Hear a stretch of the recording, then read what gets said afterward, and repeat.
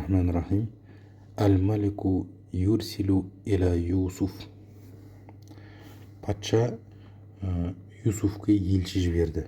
وَلَمَّا سَمِعَ الْمَلِكُ هَذَا التَّأْوِيلُ وَالتَّدْبِيرَ فَرِحَ جِدًّا. Патша бұл түс жоруын және жоспарды шараны естіген кезінде қатты қуанды. وَقَالَ مَنْ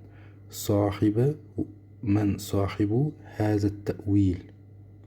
және ол бұл жорудың иесі кім деді.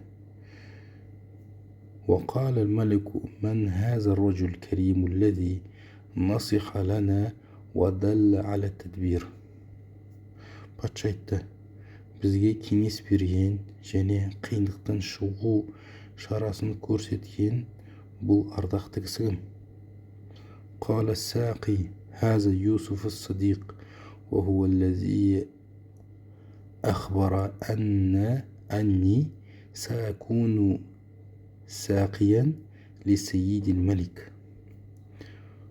Сусын тасушы айтты, бұл шыншыл Юсуф, менің қожайыным, патшаға сусын тасушы болатынымды хабарлаған, болжаған дәл осы кісі болатын. واشتاق الملك إلى لقاء يوسف وأرسل إلى يوسف.